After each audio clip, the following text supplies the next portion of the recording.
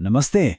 ल आज भक्ति, सङ्कट र दिव्य प्रेमले भरिएको एउटा यस्तो कथामा डुबौँ जुन हाम्रो पवित्र ग्रन्थहरूमा सदियौँदेखि जीवित छ।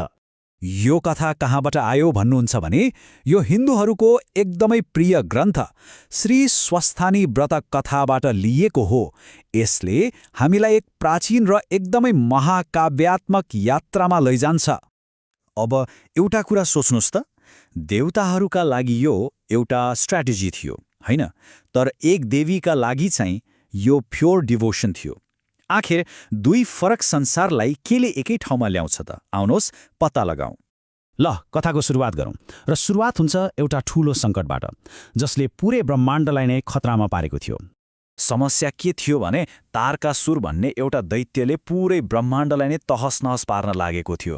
अनि भविष्यवाणी के थियो भन्दा उसलाई हराउन सक्ने एउटै मात्र व्यक्ति हुन्थ्यो, महान देवता शिवको छोरा। तर यहाँ एउटा ठूलो तर थियो, शिवलाई संसारसँग केही मतलबै थिएन। उहाँ त गहिरो ध्यानमा हुनुहुन्थ्यो।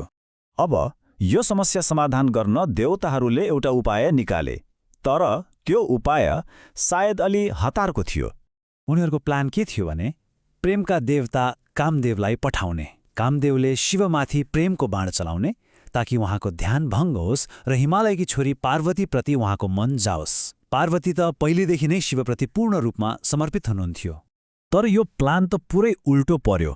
आफ्नो ध्यान भङ्ग भएपछि शिवलाई यति रिस उठ्यो कि उहाँले आफ्नो तेस्रो आँखा खोल्नुभयो अनि कामदेवलाई त्यही भस्म पारिदिनुभयो। यसले शिवको शक्ति कति छ र उहाँको तपस्या कति गहिरो थियो भन्ने देखाउँछ। यो घटनापछि कामदेवकी पत्नी रति उहाँ शिवको पाउमा परेर बिन्ती गर्न थाल्नुभयो। उहाँले भन्नुभयो, हे प्रभु, यो मेरो श्रीमानको गल्ती होइन, यो त देवताहरूको आज्ञा थियो। प्लिज उहाँलाई फेरि जीवन दिनुहोस्।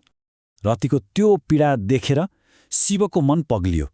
उहाँले वचन दिनुभयो कि कामदेवले फेरि जन्म लिनेछन्, तर भविष्यमा कृष्णको छोराको रूपमा। ल यो एउटा दुःखद घटनाको अन्त्य यसरी भयो। अब जहाँ बलले काम गरेन त्यहाँ भक्तिले काम गर्छ कि? कथा अब पार्वतीतिर मोडिन्छ। पार्वतीले बुझिसक्नु भएको थियो शिवलाई बलले जित्न सकिन्न। त्यसैले उहाँले कठोर तपस्या सुरु गर्नुभयो। न गर्मीको वास्ता न जाडोको। उहाँको भक्ति एक रत्ती पनि डगमगाएन। अब आयो पार्वतीको यात्राको सबैभन्दा ठूलो परीक्षा, उहाँको भक्तिको अन्तिम टेस्ट। यो टेस्ट लिन को आयो थाहा छ? स्वयं देवताहरूका राजा इन्द्र। तर उहाँ आफ्नो सक्कली रूपमा आउनु भएन, भेष बदलेर आउनुभयो, पार्वतीलाई आफ्नो मार्गबाट विचलित गराउन। इन्द्रले पार्वतीलाई भड्काउन के मात्र भन्नु भएन। उहाँले शिवलाई जङ्गली तपस्वी, सर्प र खरानी मात्र लगाउने, श्मशानमा बस्ने भनेर होच्याउनुभयो। तर पार्वतीको लागि त शिव परमेश्वर हुनुहुन्थ्यो। उहाँको विश्वास यति अटल थियो कि इन्द्रका कुराले उहाँलाई छुनै सकेन।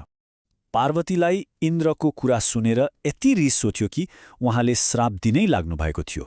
त्यो देखेर इन्द्र डराएर तुरन्तै आफ्नो सक्कली रूपमा आएर पार्वतीको भक्तिको तारिफ गर्न थाल्नुभयो। ल टेस्ट पास भयो। अनि बल्ल त्यो क्षण आयो। पार्वतीको अटल भक्ति देखेर शिव एकदमै प्रसन्न हुनुभयो। उहाँ पार्वतीको अगाडि प्रकट हुनुभयो र विवाह गर्न राजी हुनुभयो। सोच्नुहोस् त, पुरै ब्रह्माण्डमा कस्तो खुसियाली छायो होला। ल अब कथाको अन्तिम भागमा जाउँ, त्यो भव्य ब्रह्माण्डीय विवाह। तर विवाह सुरु हुनुभन्दा ठिक अगाडि एउटा अन्तिम बाधा आइलाग्यो। पार्वतीका बुबा हिमालयले एउटा एकदमै जायज प्रश्न सोध्नुभयो। विवाह गर्न त वंश गोत्र चाहियो नि, तर जसको कुनै सुरु नै छैन, जसको आमा बुबा नै छैनन्, उहाँको वंश के हो त? अब के गर्ने? त्यति बेलै ज्ञानी ऋषि नारद मुनिले सबैलाई सम्झाउनुभयो। उहाँले भन्नुभयो, शिव कुनै साधारण व्यक्ति होइनन्। उहाँ त सृष्टिकर्ता, पालनकर्ता अनि संहारकर्ता, सबै उहाँ नै हुनुहुन्छ। उहाँको कुनै जाति वा गोत्र हुँदैन, किनकि उहाँ त सबै प्राणीको आत्मा हो। उहाँ निराकार परम ब्रह्म हुनुहुन्छ। त्यसपछि त विवाहको विधि सुरु भयो। हिमालयले आफ्नो प्रश्नको जवाफ पाउनुभयो। नारद मुनिले शिवको स्वरूपको व्याख्या गर्नुभयो अनि हिमालयले कन्यादान गरेर पार्वतीको हात शिवलाई सुम्पिनुभयो। त्यसपछि दुवैले पवित्र अग्निको परिक्रमा गर्नुभयो र यो सबैका साक्षी थिए सम्पूर्ण देवताहरू र दिव्य प्राणीहरू। अनि यसरी त्यो दिव्य मिलन पूरा भयो। ब्रह्माण्डको भाग्य सुरक्षित भयो र सबैभन्दा ठूलो कुरा, भक्तिको जित भयो। अब अन्त्यमा एउटा कुरा सोचौं त, यो मिलनले देवताहरूको त जित भयो, उनीहरू तारकासुरबाट बच्ने भए, तर कथाले के देखायो भने यो त अटल भक्तिको जित थियो।